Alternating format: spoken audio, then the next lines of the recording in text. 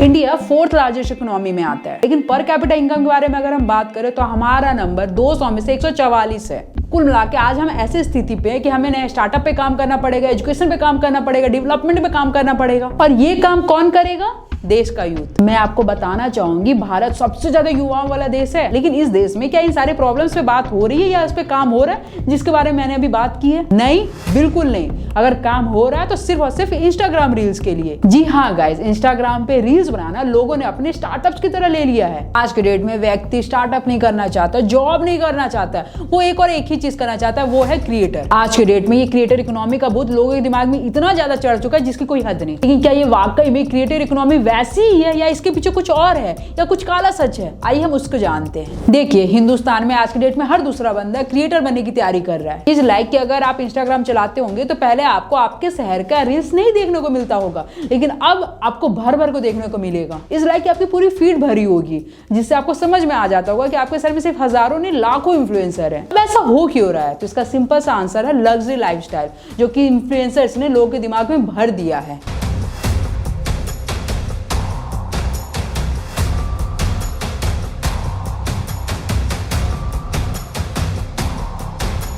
आज के समय में जितने भी इन्फ्लुएंसर्स ग्रो हुए हैं, उन्होंने कहीं ना कहीं ये चीज दिखाया ही है कि भाई आपकी लग्जरी लाइफस्टाइल जो बनी है वो सोशल मीडिया से ही बनी है। यही सिंपल और शॉर्टेड तरीका लोगों के दिमाग में भर गया है कि अगर वो भी कंटेंट क्रिएटर बन जाएंगे तो उस तरीके की लाइफ वो भी ले लेंगे। पर सवाल यहाँ पे ये आता है, क्या हर कोई सक्सेस हो जाएगा? तो जवाब है यहाँ पे नहीं। अब खुद सोचो ना कि अगर हर कोई व्यूअर्स इन्फ्लुएंसर बन जाएगा तो उस वीडियो को देखेगा कौन? देखिए, लड़कों के केस में ये चीज मैं मान सकती हूँ कि सिंपली शैडो डाउन हो जाएगी, लेकिन लड़कियों के केस में ये डार्क रियलिटी बनती जा रही है, जिसके बारे में हम अभी बात करेंगे। देखिए, आज के डेट में ना फीमेल इन्फ्लुएंसर बहुत ज्यादा कम है जो अच्छा कंटेंट बनाती हैं। Daily blogging, daily lifestyle blogging, ये बहुत सिंपल सी चीज है जो हर कोई बना सकता है। लेकिन इसके बाद आती है वो चीज जो कि सबसे ज्यादा इन्फ्लुएंस किया है लड़कियों को, और वो सबसे ज्यादा घटिया है। जी हाँ गाइस, यहाँ मैं बात कर रही हूँ get ready with me trends की। आज के डेट में इंस्टाग्राम पे वल्गैरिटी इतनी ज्यादा हाई हो चुकी है, स्पेशली लड़कियों के मामले में, जिसकी कोई हद नहीं। इस लाइक कि अगर आप इंस्टाग्राम खोल रहे होंगे तो आपके फीड में एक ना एक वीडियो ऐसे जरूर आई होगी जिसमें माँ बेटे वीडियो बना रहे होंगे। इन्हें लिखना पड़ रहा है कि ये माँ बेटे हैं, इन्हें लिखना पड़ रहा है कि संतूर मम्मी है। आप एक माँ हैं।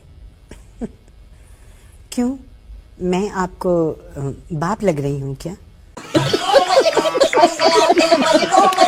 आप सोचिए कि इनका इंटेंशन क्या है ये कंटेंट बनाने का, और इस कंटेंट से लोग क्या समझ रहे हैं इसका इंटेंशन मुझे बताने की जरूरत नहीं है। सिर्फ एक और एक फेमस इन्फ्लुएंसर है जिनके एग्जांपल्स मैं आपको बताना चाहूंगी, जिनका नाम है रोहित खत्री। उनकी वाइफ है जिनका नाम है सोनिया। आप उनके फीड पे जाइए और उनके कंटेंट को देखिए। बॉडी पॉजिटिविटी के नाम पे इन्होंने जो वल्गैरिटी फैलाई है ना, उसकी कोई भी हद नहीं। आप हमारे जिम का न्यू लुक देखकर और फेस जानकर हैरान हो जाओगे।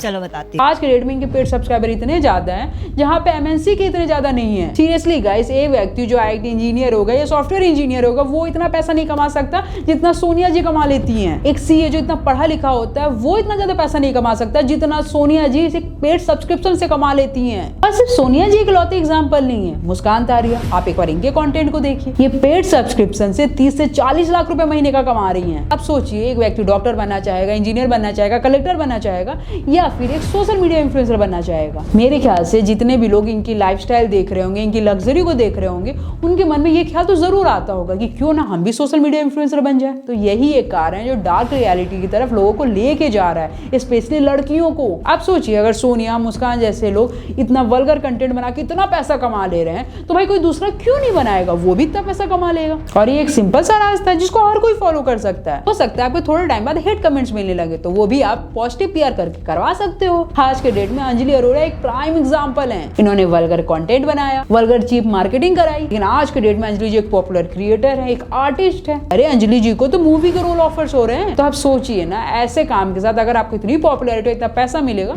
तो भाई कोई दूसरा काम क्यों करना चाहेगा। और मैं सच में बताऊं कि लोगों ने ये चीज एक्चुअल में एक्सेप्ट भी कर लिया है, वो ये चीज को जीना भी चाहते हैं, हर कोई कंटेंट बनाना चाहते हैं। आज के डेट में आपको हर दूसरा बच्चा इस तरीके का कंटेंट बनाते हुए दिख जाएगा।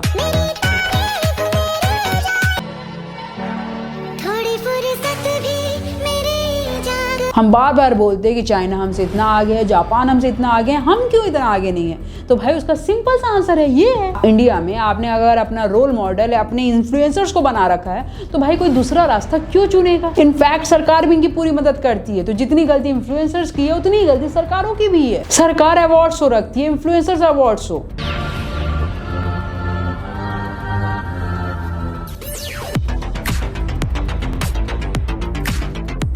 आप सोचिए अगर सरकार इस चीज की स्वीकृति दे देगी तो कोई भी घर वाले किसी को ऐसे कंटेंट बनाने से क्यों रोकेंगे? भाई सभी लोग कहेंगे कि भाई तुम भी बनाओ, तुम भी पैसा कमाओ।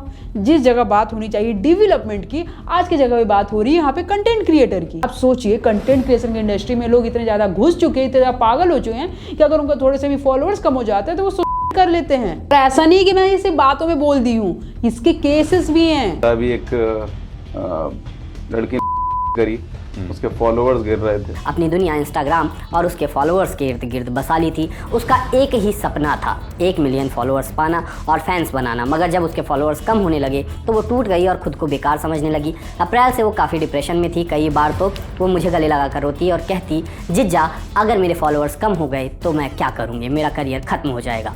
आज के डेट में कई सारे कंट्रीज ऐसे हैं जिन्होंने सोशल मीडिया पे बार लगा रखा है कि इतने एज के बच्चे ही इतने सारे कंटेंट को एक्सेस कर सकते हैं या फिर वो सोशल मीडिया चला सकते हैं। Hello, we start in Australia because in a few hours' time the social media ban for children under the age of 16. France ने इस प्रॉब्लम पर बड़ा कदम उठाया है और 15 साल से कम उम्र के बच्चों के लिए सोशल मीडिया पर बैन लगा दिया है। लेकिन क्या यही रूल हिंदुस्तान में? नहीं, एक्चुअल हिंदुस्तान में ऐसा है कि अगर आपका बच्चा नहीं सुन रहा है तो आप उसको फोन पकड़ा दो। आपकी आईडी फोन में खुली हुई है, आपका जीमेल फोन में खुला हुआ है, बच्चा जो मन चाहे वो देख सकता है।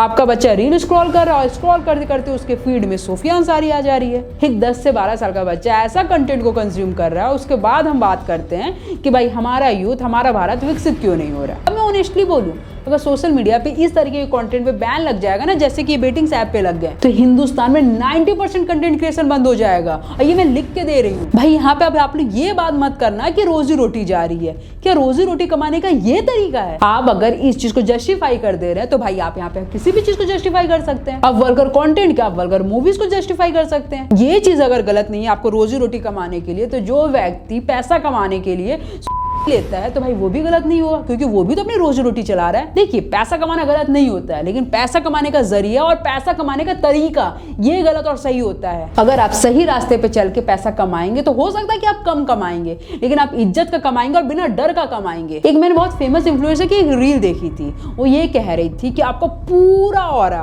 और मेरा बस एक तुम्हारा पूरा करियर और हमारी बस एक क्लीवेज की पिक। आपने सही बोला, आपका एक फोटो, लेकिन उस एक फोटो से आपकी फैमिली, आपका आगे, आपका पीछे का पूरा पास्ट या आपका पूरा इन्वायरमेंट कितना ज्यादा इफेक्ट होगा, कभी इसका सोचा आपने? आप इस चीज को बिल्कुल जस्टिफाई कर सकते हैं कि आपके एक फोटो से आप बहुत पैसा कमा सकते हैं, लेकिन उस एक फोटो से आप क्या क्या गवाएंगे, क्या आप इस चीज को कभी एक्सप्लेन कर सकते हैं? आपके एक फोटो से क्या आप ये चीज बता सकते हैं कि जो आपके आसपास के लोग थे वो पहले भी वैसे थे और अब भी वैसे हैं? तो आपके पास इसका आंसर बिल्कुल भी नहीं होगा, क्योंकि आप डार्क रियलिटी को एक्सेप्ट ही नहीं करना चाहते, या फिर आप बोल देंगे भाई कि हमें सोसाइटी से मतलब ही क्या है। अब अगर आपको सोसाइटी से मतलब नहीं है तो ये जो आप व्यूअर्स कमा रहे हैं ना, ये वही सोसाइटी है जो देख रही है। सोसाइटी का एक्सप्लेनेशन आप थोड़ा पढ़ लो। सोसाइटी का एक्सप्लेनेशन सिर्फ वही नहीं होता जितना बस आप जानते हो, और सोसाइटी कोई बनाता नहीं है, सोसाइटी अपने आप बन जाती है। आप जो सोचते हो ना कि हमें सोसाइटी से मतलब क्या है, हमें ये 4 लोग से क्या मतलब है, भाई वो 4 लोग ना आप गिन के नहीं खड़ा किए हो कि ये 4 लोग हैं और ये सोसाइटी है। अब जहाँ रह रहे हो, आप जहाँ खा रहे हो, जहाँ उठ रहे हो, जहाँ बैठ रहे हो, वो ऑटोमेटिक 4 लोग से आ रहे हैं। आप एक पूरे प्लेनेट पे नहीं रहते भाई, आप अकेले आदमी हो और आपको कोई देख ही नहीं रहा है। अब जो देख रहे हैं ना उसको वो पॉजिटिव भी आती है, वो निगेटिव भी आते हैं। यही सोसाइटी आपको पॉजिटिविटी भी देती है और यही सोसाइटी आपको निगेटिव भी देती है। तो सोसाइटी आपके कहने से नहीं बनता, सोसाइटी ऑटोमेटिकली जनरेट हो जाती है। खैर, अब सोसाइटी का इतना एक्सप्लेनेशन मेरे ख्याल से आपने कभी सुना नहीं होगा। अगर सुना है तो भाई इस चीज को एक्सेप्ट भी करो। खैर, हमारा पॉइंट ये था कि हमारी कंट्री को बात किस चीज पे करनी चाहिए, हमारी कंट्री एक्चुअली में कर क्या रही है। देखिए, मेरे वर्ड्स थोड़े बड़े लग सकते हैं क्योंकि मैं खुद भी एक कंटेंट क्रिएटर हूँ, लेकिन यहाँ पे मैं ऑनेस्टली कहना चाहूंगी कि सिर्फ एक कंटेंट क्रिएशन सिर्फ एक ओनली जरिया नहीं होना चाहिए। आप कंटेंट क्रिएटर बिल्कुल बनाओ, लेकिन सही चीज, और इसके साथ ही साथ आप दूसरे जगह पे भी ट्राई करो। करो, आपने अपने इस चीज से एक प्लेटफॉर्म बनाया है, उस प्लेटफॉर्म का यूज करो, सिर्फ उस प्लेटफॉर्म पे मत बसे रहो। मतलब सोचिए ना कि हमने इस चीज को कितना ज्यादा नॉर्मलाइज कर दिया है। वह सिर्फ एक कंटेंट क्रिएशन ही है जिससे हम पैसा कमा सकते हैं। यहीं पे आप लाइव एग्जांपल ले लो टिकटॉक की। टिकटॉक पैसा देता था या नहीं देता था मुझे नहीं पता, मैंने कभी यूज़ नहीं किया, लेकिन हाँ टिकटॉक पे जो भी इन्फ्लुएंसर्स एक्टिव थे वो उनका एकदम से टिकटॉक बैन हो जाना, अगर उसमें पैसा मिलता तो क्या बहुत सारे लोग अनएम्प्लॉयड नहीं हो जाते? देखिए, कोई भी प्लेटफॉर्म कितने लंबे समय तक रहेगा इसकी गारंटी कोई भी नहीं ले सकता। हम हमेशा बॉलीवुड के डिप्रेशन के बारे में बात करते हैं कि भाई ये एक्टर्स ने ये कर लिया, उस एक्टर्स ने यहाँ से कूद, मतलब ये सब बात हम करते हैं। तो सोचिए क्या सेम डिप्रेशन क्या सोशल मीडिया इन्फ्लुएंसर्स के कम्युनिटी में नहीं होगा? बिल्कुल होगा, क्योंकि इस चीज को आपने सिर्फ और सिर्फ एक ओनली सोर्स ऑफ इनकम बना लिया है। अब सोचिए आप ये जो कंटेंट डाल रहे हैं, क्या इस चीज को 10 साल बाद आप अपने कंटेंट को देख पाएंगे? अब आज के डेट में सोफिया हो चाहे सोनिया, 10 साल बाद की जो जनरेशन होगी उनके इस कंटेंट को देखेगी तो क्या उनको अच्छा लगेगा? इसी सवाल के साथ मैं बोलना चाहूंगी कि मेरे पास सोशल मीडिया का अगर मैं बोलने बैठूं तो ये वीडियो ने पूरा एक दिन तक बन जाएगी और मेरे पास पॉइंट्स की कमी नहीं होगी, वो भी लॉजिकल पॉइंट्स की। तो इस चीज को मैं यहीं पे एंड करती हूँ। अब बाकी आप कमेंट में बताइएगा कि आपका क्या ओपिनियन है। अगर ये वीडियो आपको थोड़ी बहुत ही सेंसिबल लगी है तो इस चैनल को आप सब्सक्राइब करना ना भूलो, इस वीडियो को लाइक करना बिल्कुल ना भूलें। बाकी ये वीडियो मैं आप पे छोड़ के जाती हूँ, आप इस चीज पे डिस्कस कीजिए और इस चीज के बारे में कमेंट भी कीजिए। और हाँ, मिलते हैं नए वीडियो में नए टॉपिक के साथ, तब तक के लिए आप कमेंट में ये भी लिखिए जय श्री महाकाल।